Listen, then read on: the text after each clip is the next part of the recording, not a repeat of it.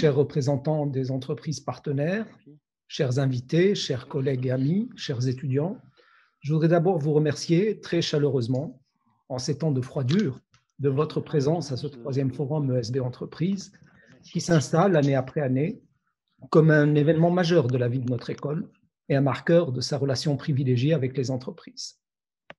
Depuis sa création en 2016, l'école a en effet mis au cœur de ses préoccupations la professionnalisation de ses étudiants, grâce en premier lieu à une pédagogie active orientée vers les projets, grâce à l'intervention des professionnels à tous les stades, de la conception jusqu'à la mise en œuvre de nos cursus, grâce enfin, et ce n'est pas le moindre, au positionnement original et semble-t-il approprié, au croisement du management et du numérique, que nous avons choisi pour cette école, et ce, en vue de former les cadres qui sauront accompagner nos entreprises dans l'enjeu majeur du moment, qui est celui de leur transformation digitale.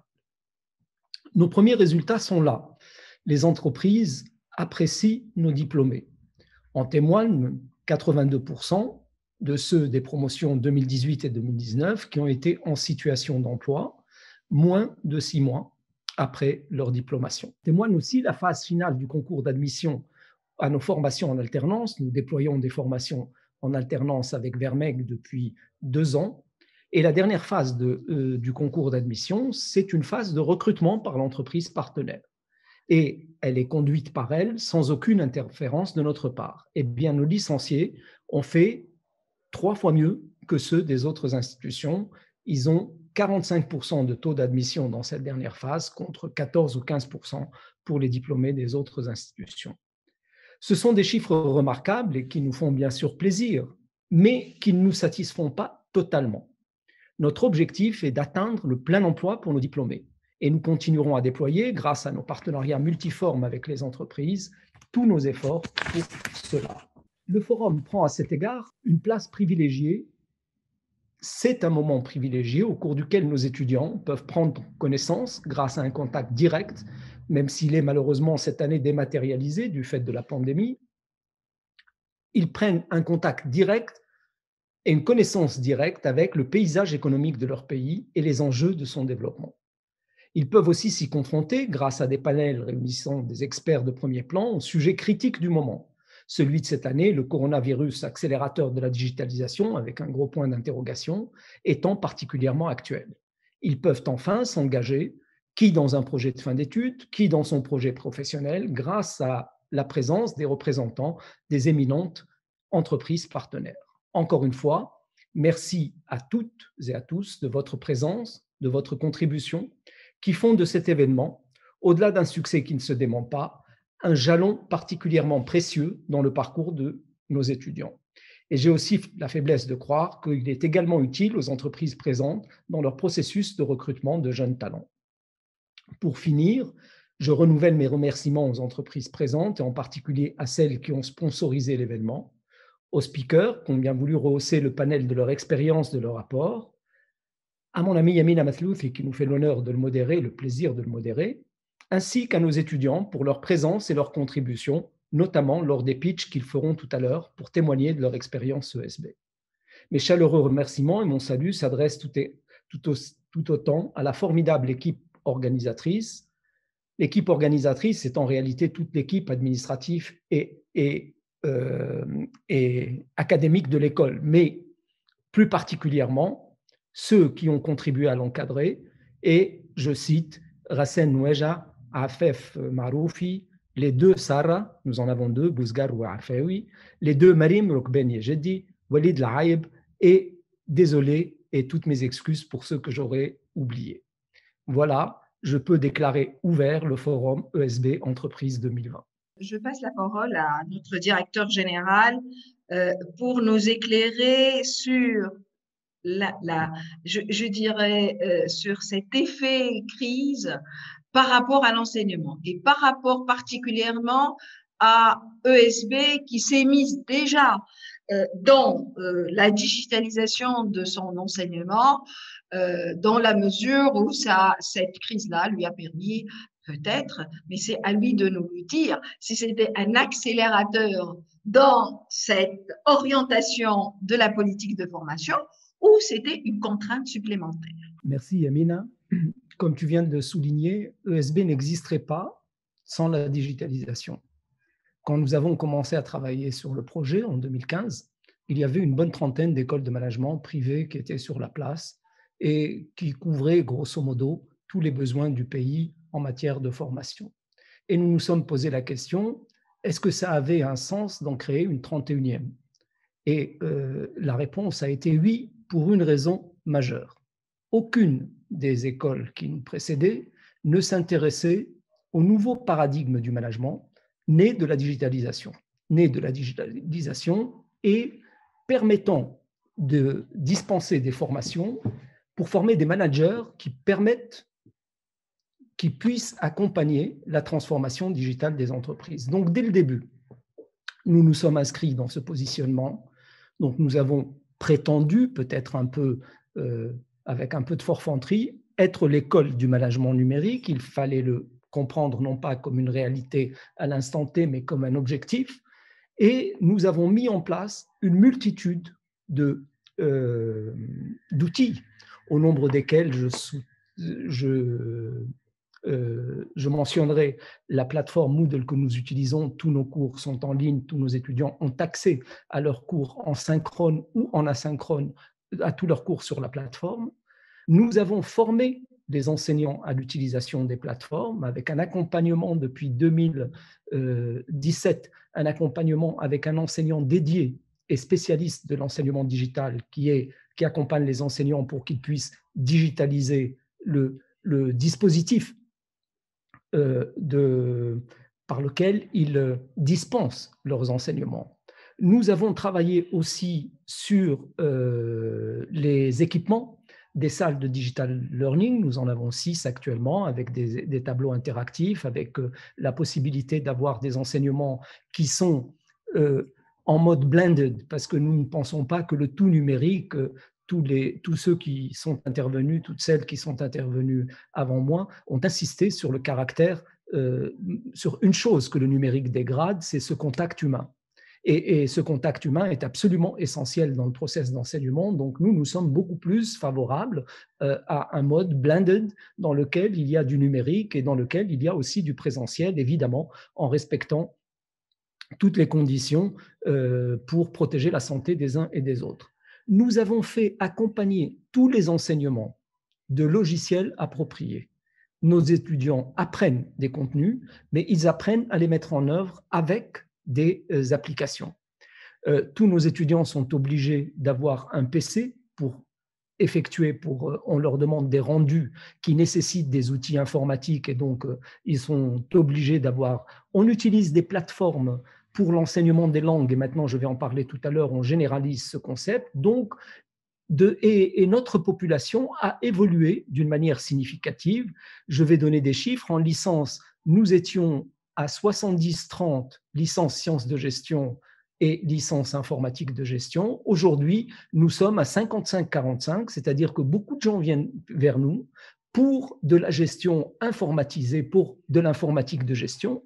Et quant aux licenciés en sciences de gestion, eh bien, ils sont aussi informatisés plus que de moyenne.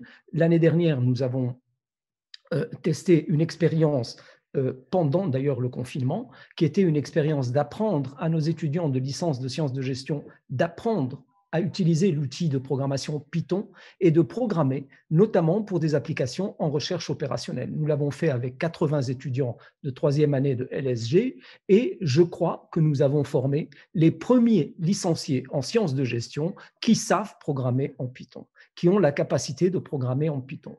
Cette expérience est en train d'être généralisée, je vais vous en parler tout à l'heure. Quant à nos masters, eh bien, c'est des masters de management digital, de marketing digital, de business analytics et de comptabilité, contrôle et audit. 2 d'entre eux portent le digital dans leur intitulé même. Le 3e, business analytics et data et digital. Le 4e, CCA, est aussi très imprégné des outils numériques. Alors, ceci étant, le 13 mars dernier, nous nous sommes trouvés devant un défi totalement nouveau auquel nous n'étions pas préparés. Les universités étaient fermées et la reprise s'est faite le 30 après les vacances elle s'est faite le 30 en mode totalement digital. En tout cas, c'est ce que nous avons préparé. Pendant que les gens étaient en vacances, nos équipes ont travaillé et nous avons mis en place, durant les 15 jours de vacances, un basculement total en mode 100% digital online. Je vais vous donner quelques chiffres. Ça s'est fait. Ça s'est fait et ça a donné des résultats que nous n'espérions pas nous-mêmes. Je vais vous passer les détails sur les plateformes. Nous avons utilisé Zoom. Malheureusement, à cette époque-là, il y avait une telle demande sur Zoom que nous n'étions pas en mesure d'avoir une plateforme Zoom. Donc, nous avons été sur BlueJeans et puis ensuite, nous nous sommes reconvertis sur Google Meet qui a l'avantage pour les universités d'être gratuit. Donc, en fait, comme nous sommes une école qui ne veut pas alourdir le coût des enseignements, parce que ce sont les étudiants qui les supportent. Nous sommes une école privée, donc nous avons préféré utiliser la plateforme Google Meet. En 2 mois et demi de confinement total, nous avons eu 3600 séances de cours qui ont été réalisées en mode online. Presque 3600, qui représentent plus de 98% des cours qui étaient programmés. Notre enjeu, il était de sauver l'année universitaire. Vous imaginez, c'est quasiment la moitié du second semestre qui passait à la trappe à partir du 13 mars. Et de cette façon, nos étudiants auraient eu une année blanche. Donc, il fallait absolument sauver l'année universitaire. 3600 séances de cours. Le nombre de séances réalisées est ridicule, c'est une soixantaine, mais ils ont été remplacés après la période de confinement. Ça a impliqué 109 enseignants. Des enseignants qui sont essentiellement des enseignants permanents, ça représente à peu près le tiers, et les autres, c'est des vacataires qui nous ont accompagnés dans la digitalisation et que nous avons contribué à former pour l'utilisation de ces plateformes. Le nombre d'étudiants impliqués était de 890, il y en avait quelques-uns qui étaient à Monoprix et ailleurs, ou à Numéris et ailleurs, en cours de stage de fin d'études. La plupart d'entre eux, d'ailleurs, qui ont basculé en télétravail pendant leur stage de fin d'études, grâce au basculement de l'entreprise qui les accueillait. Le taux de présence était meilleur que celui que nous avons constaté pendant les cours en présentiel normaux où les étudiants viennent à l'école, 86% à peu près. Enfin, le nombre de réponses, le taux de satisfaction exprimé par les réponses, notamment au retour sur BlueJeans qui font automatiquement des questionnaires, on a eu 70% d'avis positifs. Quels sont les avis négatifs? Sur quoi portent-ils? Le gros problème du basculement, c'est la qualité du réseau.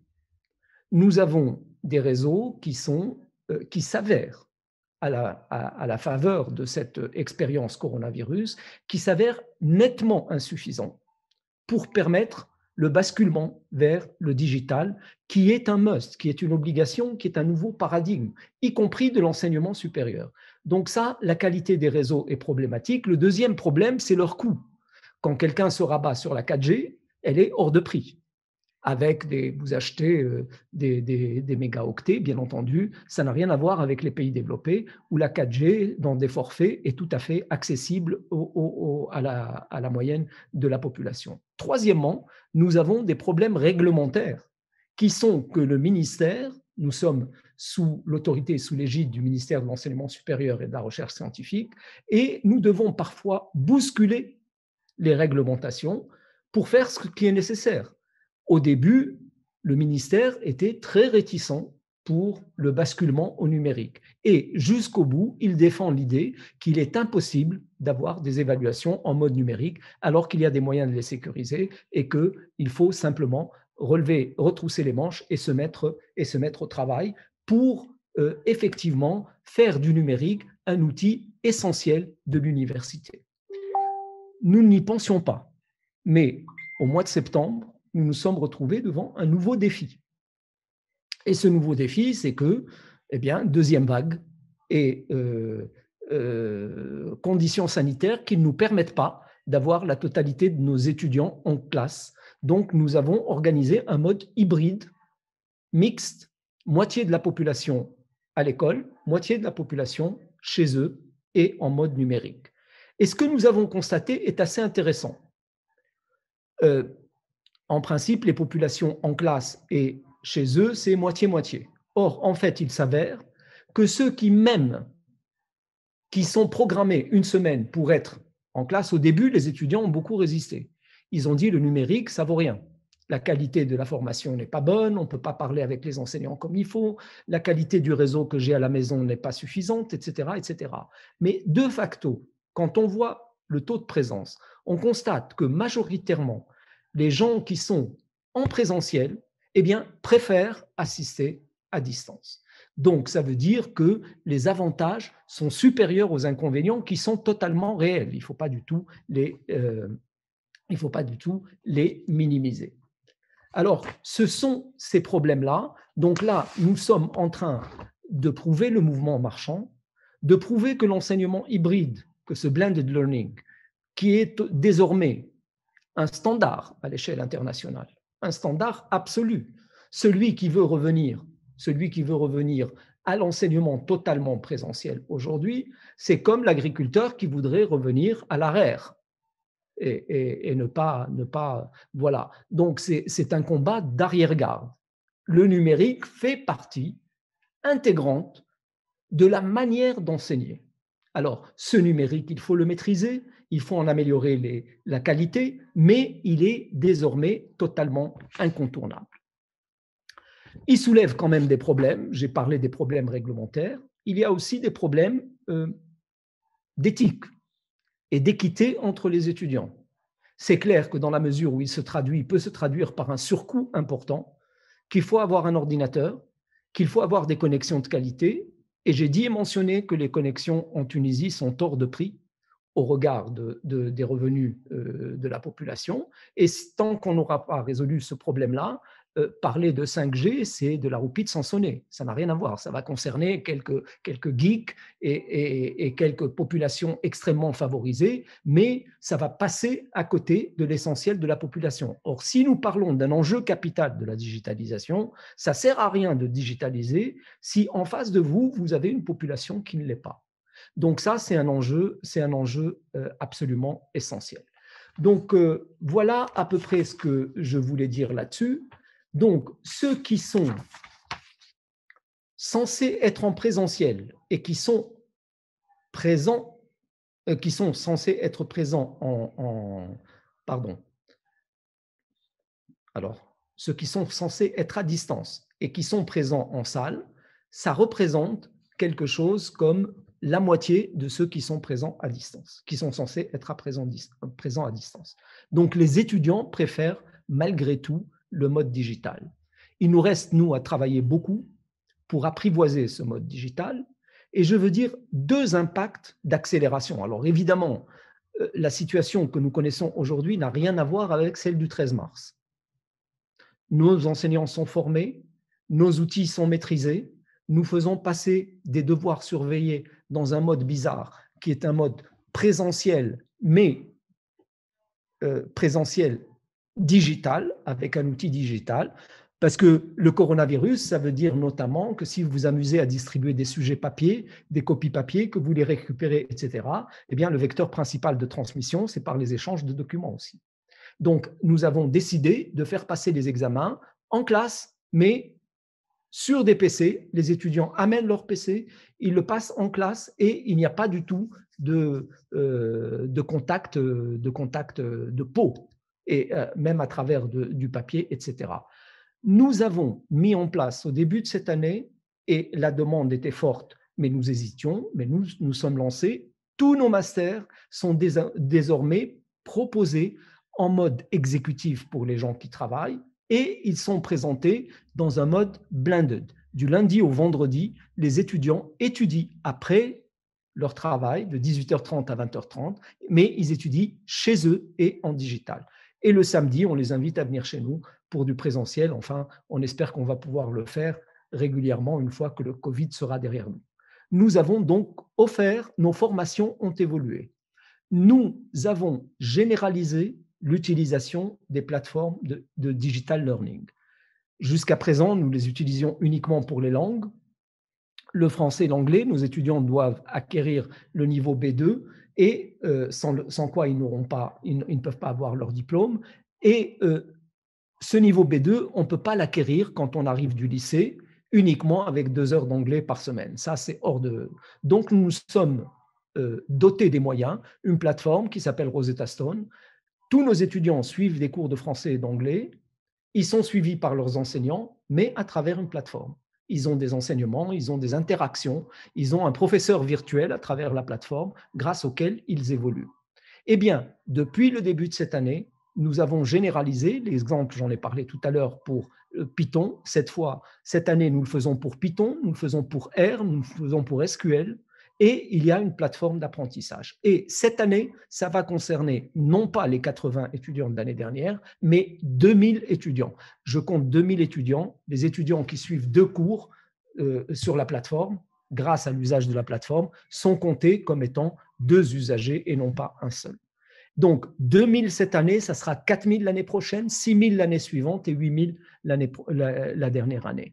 Tous nos enseignements quantitatifs vont faire usage de cette plateforme qui nous a permis de donner des compétences informatiques à des étudiants qui étaient censés ne pas être concernés. Parce que les bacheliers économie et gestion, en général, on se fait économie et gestion parce qu'ils ont fui les mathématiques, ils ont fui l'informatique, et là, ils les retrouvent devant eux, mais avec des outils pour les acquérir, parce qu'ils ne sont pas plus bêtes que les autres, et ils ont la capacité d'acquérir ces compétences, et acquérir ces compétences, c'est pour eux quelque chose de vital, parce que le monde est devenu numérique. Et donc, si nos étudiants n'acquièrent pas les compétences numériques, eh bien, ils vont suivre les cohortes de 250 000 diplômés qui sont malheureusement chez eux en attente d'un emploi qu'ils ne trouvent pas, parce qu'ils n'ont pas les compétences de ce siècle. Donc, aujourd'hui, les compétences du siècle, c'est quoi que vous fassiez, il faut que ce soit que vous sachiez utiliser les outils numériques et il faut que vous sachiez utiliser les outils data. Ça, c'est le projet pédagogique de l'école que j'ai l'honneur de diriger. Et le coronavirus nous a cassé les pieds, mais il nous a réellement aidés à faire un bond qualitatif dans l'appréhension de ces outils-là par nous-mêmes et par nos étudiants. Donc oui, ça a été un accélérateur formidable de digitalisation. Merci. Merci, Si Mohamed, pour ce panorama complet et exhaustif sur l'enseignement à distance à l'ESB. Si Mohamed, si on parlait de ESB, je dirais 2021-2022, mais avant ça, on nous parle déjà de la 3e vague. Semble-t-il, l'année prochaine, donc dans quelques jours ou dans quelques semaines. Quid de la préparation de ESB à cette 3e vague et à l'enseignement à distance dans la durée? Alors, il y a d'abord parer au plus pressé, faire face à l'impondérable. Nous l'avons fait au printemps, nous l'avons fait à l'automne et nous continuerons à le faire en utilisant toutes les ressources avec une population d'enseignants et d'étudiants qui est de mieux en mieux préparée et avec des outils de plus en plus sophistiqués. Mais moi, je voudrais poser la problématique de l'avenir sur une échelle beaucoup plus lointaine.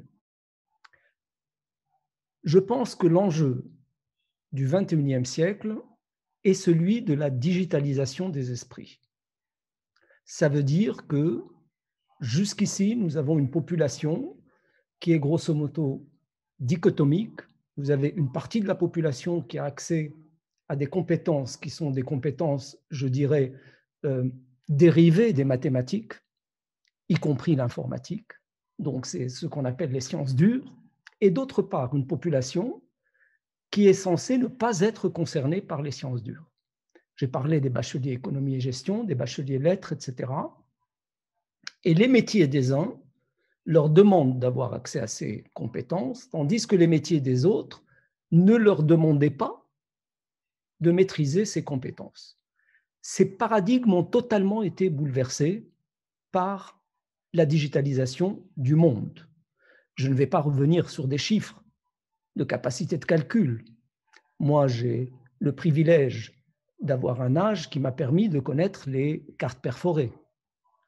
le premier ordinateur sur lequel j'ai travaillé dans un établissement comme l'École polytechnique française, et il n'était même pas l'ordinateur de l'École polytechnique, il était dans un centre de calcul régional qui s'appelait le Sur-C, n'avait pas les capacités de calcul que j'ai aujourd'hui sur mon portable. Je dis souvent à mes étudiants que l'ordinateur qu'ils ont chez eux, le smartphone qu'ils ont chez eux, a des capacités de calcul qui sont supérieures à l'ordinateur de la NASA qui a conduit Neil Armstrong sur la Lune. Donc, les paradigmes sont totalement renversés. Aujourd'hui, les compétences data et numériques font partie, d'une certaine façon, de ce qu'on appelle les soft skills, les compétences transverses qui doivent être maîtrisées à des degrés divers par tout le monde. Évidemment, un ingénieur doit les maîtriser mieux qu'un manager, différemment, plus technique. Mais ce sont des compétences techniques au même titre que le XXe siècle, qui a été celui de l'alphabétisation, a amené tout le monde à savoir lire, écrire et compter. Ce sont les compétences de base transverses que tout le monde doit maîtriser. Donc, si on se met dans ce paradigme-là, si on se met dans cette exigence qui est celle du XXIe siècle, on n'a pas le choix.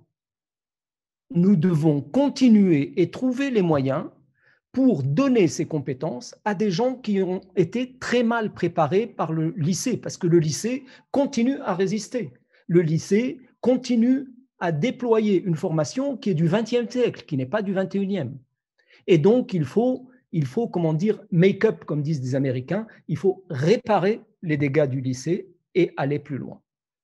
Alors, comment préparer, comment donner ces compétences? J'ai parlé tout à l'heure de moyens techniques, des plateformes d'apprentissage. Il y a beaucoup d'autres choses. Cédric Villani, qui est une médaille Fields de mathématiques de 2010, a été mandaté par le président Macron, quand il est arrivé au pouvoir, pour faire 2 rapports. L'un sur l'intelligence artificielle, l'autre sur l'enseignement des mathématiques. Vous savez, la France est un pays leader au niveau de la recherche en mathématiques. Mais quand vous regardez comment la population française appréhende les outils mathématiques et les compétences mathématiques, eh bien, la France se traîne en queue du peloton des pays de l'OCDE pour ce qu'on appelle notamment le classement PISA, qui mesure à la sortie du collège qu'est-ce que les élèves savent faire des compétences qu'ils ont apprises à l'école, et notamment des compétences mathématiques. Eh bien, 0 pour les Français, et c'est négatif pour les Tunisiens, à telle enseigne que la Tunisie a cassé le thermomètre. Avant, on participait au classement PISA, et on a cessé de le faire parce qu'on était vraiment trop mauvais. Donc, il vaut mieux ne pas participer à ces trucs-là. Or, en fait, il aurait fallu continuer à part. Et Cédric Villani a rendu un rapport dans lequel il y a 21 mesures, où il dit les mathématiques, et c'est une médaille Fields. Médaille Fields, c'est le prix Nobel de mathématiques, qui dit les mathématiques, il faut les enseigner à la méthode selon la méthode de Singapour. Et la méthode de Singapour, c'est par exemple revenir aux bûchettes. Il y a pas, vous êtes trop jeune pour avoir connu les bûchettes. Les bûchettes, c'est des petits bâtons de couleur avec lesquels on apprenait à compter, et on pouvait compter des unités, donc des objets qui sont des objets conceptuels, que dire 3 pommes plus 2 poires, ça fait 5 fruits. Les 3 pommes, ça sera 3 bûchettes jaunes, les 2 poires, ça sera 2 bûchettes rouges, par exemple, et quand on les met ensemble, l'élève apprend à compter et il dit, tiens, ça fait 5 objets. C'est donc apprendre à conceptualiser. Les mathématiques aujourd'hui sont enseignées de manière où vous devez d'abord savoir conceptualiser pour pouvoir compter. Et Villani dit, c'est exactement le contraire qu'il faut faire, c'est-à-dire qu'il faut d'abord apprendre à compter et ensuite à construire des concepts. C'est pour ça que nous avons totalement modifié souvent les programmes enseignés en mathématiques ou en informatique dans les classes mettons par exemple en licence de gestion, sont des programmes qui sont destinés à ne pas être compris. Ils sont impossibles à comprendre par quelqu'un qui vient du lycée avec un bac économie et gestion. Pourquoi ?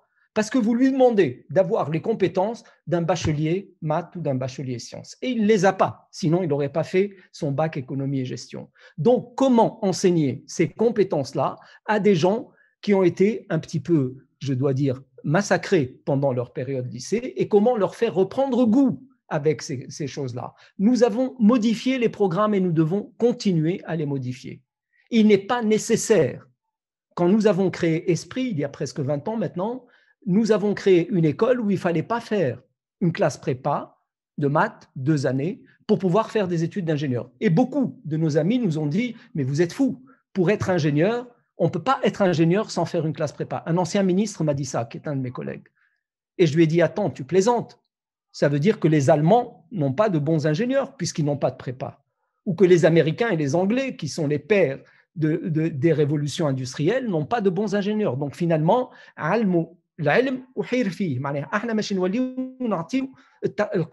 même en France, seulement le tiers des ingénieurs aujourd'hui sont formés par le biais Mathsup, Mathsp plus grande école. Donc il faut changer les contenus et la manière de les enseigner. Et nous, au niveau d'Esprit School of Business, il faut les adapter à la population. Il faut partir de ce qu'ils sont pour les amener plus haut. Il ne faut pas leur dire « vous êtes là, vous êtes des idiots, vous n'apprendrez jamais ». Donc, vous pouvez apprendre ce qu'il vous faut de ces compétences-là pour être dans le 21e siècle et non pas pour être dans le 20e siècle. Ce n'est pas une option. Ça ne doit pas être une option pour un jeune d'aujourd'hui. Alors, pour nous, même si nous leur donnons toutes ces compétences-là, et j'ai dit tout à l'heure que nous le faisions, ça ne suffira pas. Parce qu'il s'agit de compétences qui, dans le temps, et je crois que c'est Madame Siwal Farhat qui l'a dit, qui évoluent très vite dans le temps. Aujourd'hui, nous ne savons pas quels sont les métiers que les gens vont exercer majoritairement dans 20 ans. Nous ne savons pas sur quelles compétences ils vont se reposer. Donc, comment faire former quelqu'un? Nous, quand on forme quelqu'un, il va être actif pendant 40 ans. Nous ne savons pas comment va évoluer son métier pendant 40 ans. Et nous serons très prétentieux de prétendre que nous savons le faire et que nous allons former des gens qui vont être compétents. La réalité des choses, c'est qu'ils vont être compétents pendant 5-10 ans. Et ensuite, qu'est-ce qu'ils font? Eh bien, ils doivent apprendre tout au long de leur vie. Ce que nous voulons faire pour l'avenir, ce que nous faisons, ce n'est pas de former des gens qui vont être compétents pendant 20 ans ou 40 ans, encore moins, mais des gens qui vont être capables d'adapter leurs compétences pendant 40 ans, de les adapter aux évolutions technologiques. Et pour ça, il y a 2 clés. Je vais vous montrer un document que nous venons d'éditer, qui est ESB et son évolution depuis 2016. Et vous voyez ici une phrase que nous avons empruntée à la Muqaddma d'Ibn Khaldoun, 14e, 15e siècle, qui disait que c'est par l'art du calcul qu'il faut commencer l'école, parce qu'il forme des têtes bien faites capables de raisonner juste. J'ai oublié l'art du calcul, je suis mathématicien, on m'accuserait de travailler pour mon écurie. Ce n'est pas le cas. Il se trouve que les mathématiques sont devenues une compétence universelle dont tout le monde a besoin et il faut la simplifier pour la rendre accessible à tous. Mais en revanche, la clé, former des têtes bien faites, capables de raisonner juste, c'est ça l'objectif d'Esprit School of Business. Nous ne sommes pas une école de management. Nous sommes une école accessoirement de management, mais qui est là pour former des têtes bien faites, capables de raisonner juste. Ibn Khaldoun a ajouté au point que la contestation leur devienne une seconde nature.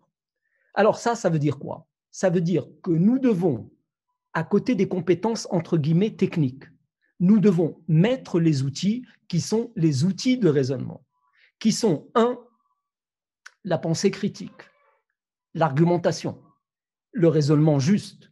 Et tout ça, ça passe par quoi? Par des outils que nous avons mis en place à ESB depuis le début, et notamment la culture générale, qui est un instrument très puissant pour permettre aux gens d'apprendre. Parce que finalement, quand vous faites du machine learning, que fait une machine pour apprendre?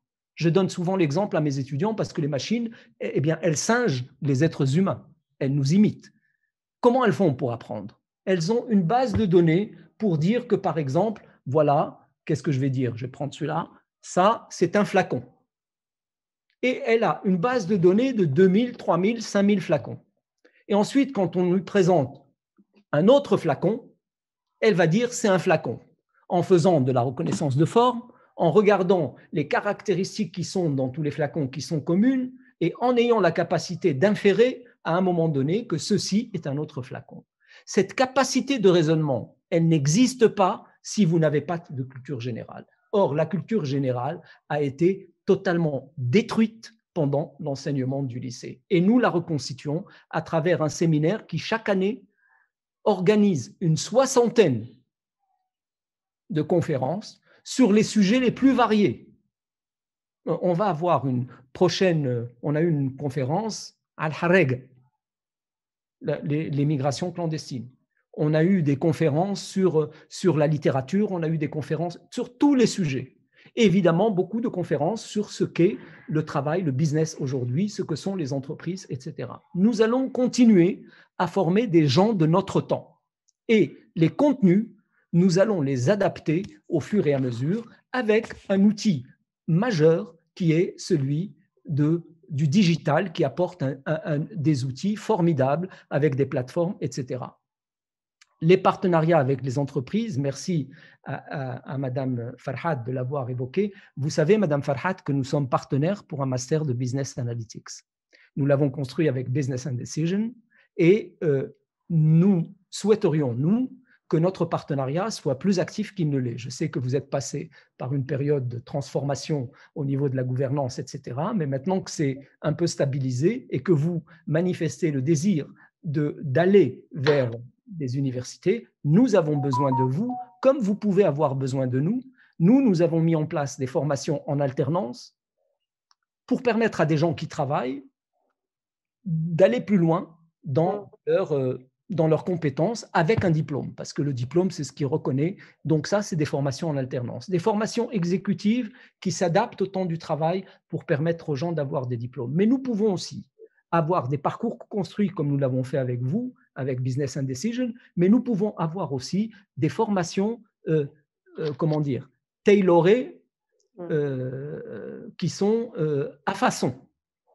De quoi avez-vous besoin? Nous le faisons et nous pouvons le faire ensemble en ayant recours à nos compétences et à des compétences des universités partenaires. Et ça peut être qualifiant, certifiant et ça peut être capitalisable pour un jour, oh tiens, j'ai fait tel truc, j'ai presque un master de management digital. OK, qu'est-ce qui vous manque pour avoir un master de management digital? On capitalise et on complète. Donc, nous avons tous les outils. Nous ne les mettons pas encore suffisamment en pratique et je saisis cette occasion pour dire à tous les représentants d'entreprises que nous ne demandons que ça. Alors, un dernier mot pour nos étudiants. Vous savez, les plus résistants au changement ne sont pas les plus vieux comme moi. Souvent, les jeunes, et lorsque nous avons basculé vers le numérique, nous avons eu beaucoup de réticence de la part de nos étudiants. In fine, dans le digital, en tout cas dans cette deuxième phase de semi-confinement, les étudiants disent quelque chose et ils font autre chose. La réalité, c'est que quand on les affecte à un cours d'enseignement en présentiel, beaucoup d'entre eux préfèrent suivre les cours à distance. Ça veut dire que leurs défenses, ils les ont baissées et c'est tant mieux. Et je leur dis, le message que je leur dis, n'ayez pas peur de l'avenir. Cet avenir, c'est vous qui allez le faire. Ne résistez pas aux outils du changement. Nous vous obligeons à avoir un ordinateur, c'est vrai, mais c'est ça qui vous permet d'être plus, je dirais, opérationnel sur les outils du numérique. Vous ne pouvez pas sans ordinateur. Alors ça a un prix d'achat qui n'est pas le plus important, un investissement intellectuel pour en utiliser les trucs, et dans votre école, c'est ce que nous essayons de faire avec vous, c'est de faire en sorte que vous soyez sur ces outils-là les meilleurs de la place. Mais ne résistez pas au changement, au contraire, soyez vous aussi, et mieux que le Covid, des accélérateurs de ce changement. Merci. Alors, je laisse la dernière question pour Si Mohamed. Donc,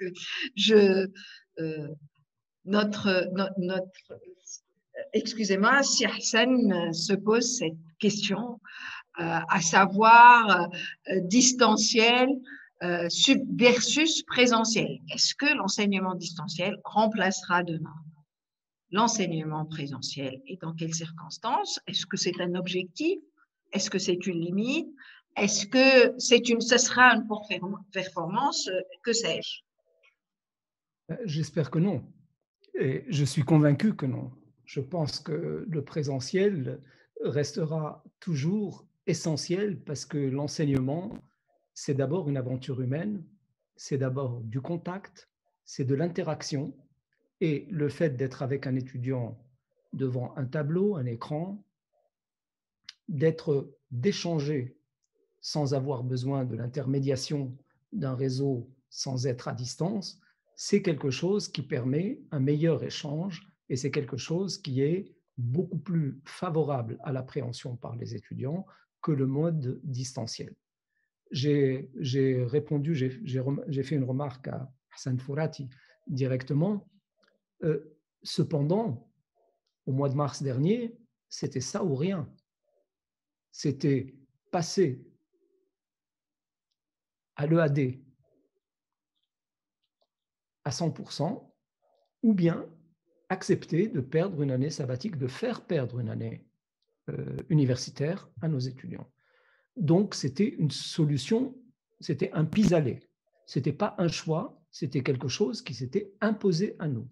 De la même façon qu'à la rentrée 2020, s'est imposé à nous le mode blended avec une moitié de la population. Je dois dire que ce mode serait de meilleure qualité si nous disposions de tous les outils, notamment des outils réseau. Nous avons engagé beaucoup d'investissements pour améliorer la performance d'investissements, notamment en matériel audiovisuel, etc. Mais nous sommes très loin des universités qui sont effectivement très bien équipées pour ce type de... Maintenant, stratégiquement, je crois que la place de l'interaction humaine sera toujours présente et je pense que stratégiquement, la place du digital est la place d'un auxiliaire, d'un outil. Elle ne remplacera jamais l'interaction entre l'enseignant et l'étudiant.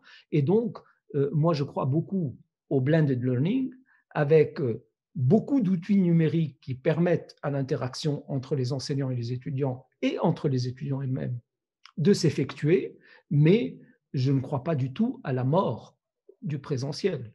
Et d'ailleurs, non seulement je n'y crois pas, peut-être que je l'appréhende, mais personnellement, je trouverais que ce serait un monde très triste que celui où les gens ne se rencontrent plus. Donc j'attends avec une grande impatience les vaccins pour que nous puissions nous rencontrer de nouveau, nous serrer la main, nous embrasser peut-être, et donc d'avoir une relation véritablement humaine. La relation que nous avons aujourd'hui est un ersatz de relation humaine, et il ne peut satisfaire personne.